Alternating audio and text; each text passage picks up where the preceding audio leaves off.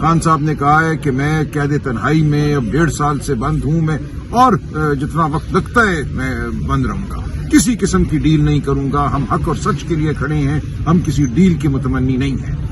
خان صاحب نے کہا کہ دیکھیں وہی قومیں دنیا میں ترقی کرتی ہیں کہ عوام کی آواز کو سنا جاتا ہے، ورنہ اشرافیہ اوپر بیٹھے ہوئے کچھ لوگ بٹور کے پیسہ ملک سے باہر لے جاتے ہیں، اور ملک غریب سے غریب تر ہوتا جاتا ہے، ملک کی عوام غریب سے غریب تر ہوتی چلی جاتی ہے۔ جو خط لکھا ہے اسلام آباد ہائی کورٹ کے 5 جج صاحبان نے، جو اب اسلام آباد ہائی کورٹ پہ پھر حملے کی تیاری ہے، ہم اس کے خلاف کھڑے ہیں۔ ہم سمجھتے ہیں پاکستان کا مستقبل بہت تابناک ہے، لیکن اس تابناکی کے لیے ہم سب کو جدوجہد کرنا ہوگی، ہم سب کو اپنا حصہ ڈالنا ہوگا۔ آج خان صاحب سے ابھی اڈیالہ جیل میں ملاقات ہوئی۔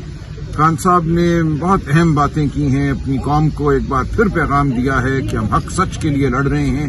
جو کچھ 8 فروری کو ہوا، اس کے بعد جو تشدد ہم پہ ہوا ہے، ہمارے لوگوں کو جس طرح اٹھایا گیا ہے، اغوا کیا گیا ہے، اس کے بعد 26 نومبر کو شہادتیں ہوئی ہیں، ہم کھڑے رہیں گے اپنی جگہ۔ خان صاحب نے کہا ہے کہ میں قید تنہائی میں اب 1.5 سال سے بند ہوں میں، اور جتنا وقت لگتا ہے میں بند رہوں گا، کسی قسم کی ڈیل نہیں کروں گا، ہم حق اور سچ کے لیے کھڑے ہیں، ہم کسی ڈیل کی متمنی نہیں ہیں۔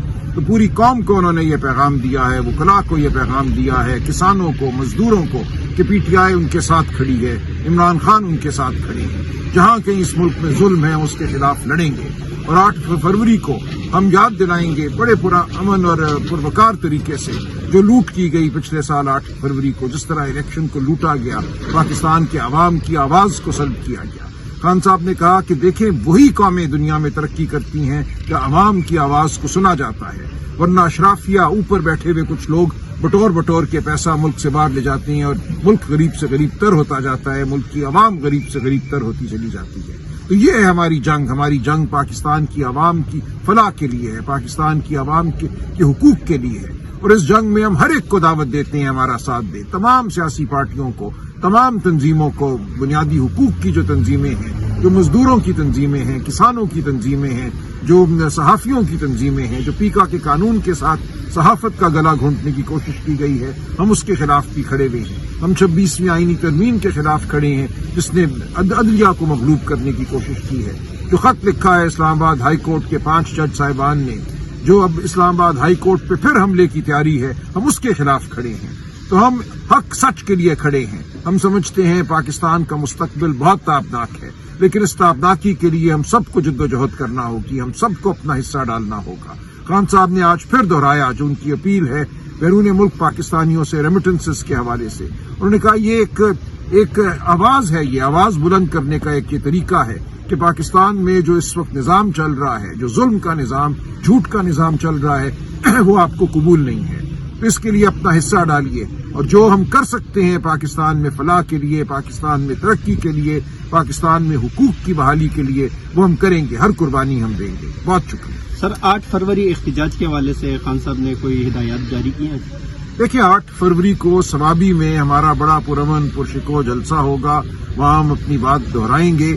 باقی سب دوستوں سے جو سوابی نہ آ سکیں، پوری قوم سے یہی گزارش ہے کہ ایک پرامن طریقے سے اپنی جگہ اپنی آواز بلند کریں، وہ جھنڈے کی شکل میں ہو، وہ پلے کارڈ کی شکل میں ہو، وہ آپ دعا کا اجتماع منعقد کر سکتے ہیں۔ تو پورے ملک میں ہم سمجھتے ہیں کہ اس دن ہمیں اپنی جو آواز ہے اس کو اٹھانا ہے پرامن طریقے سے، قانون کے اندر رہتے ہوئے۔ ہم بالکل کوئی گڑبڑ نہیں چاہتے، ہم نہیں چاہتے کہ کوئی تصادم ہو، لیکن ہم اپنی آواز کو بھرپور طریقے سے 8 فروری کو اٹھائیں گے۔ سر 8 فروری کو مینڈیٹ چوری کے 1 سال پورا ہونے والا ہے، جس طرح پاکستانی قوم نے نکل کر ووٹ دیا ظلم جبر کے بعد۔ سر 8 فروری الیکشن کمیشن کے جو ہیں سکندر سلطان راجہ، ان کا مدت ملازمت بھی پوری ہو چکی ہے، نئے چیف الیکشن کمشنر کا نام بھی سامنے نہیں آ رہا، عدلیہ کا نظام آپ کے سامنے، تو کس طرح آپ دیکھتے ہیں سر بطور ایک آئینی قانونی؟ دیکھیں اس ملک میں اس وقت آئین ختم ہو چکا ہے عملاً۔ چیف الیکشن کمشنر اور دیگر جو 2 الیکشن کمیشن کے ممبران ہیں ان کی تعیناتی ہونی ہے۔ اس کام کے لیے آئین نے یہ کہا ہے کہ ایک پارلیمانی کمیٹی بنے گی 12 ممبروں پر مشتمل، وہ کمیٹی آج تک نہیں بنی۔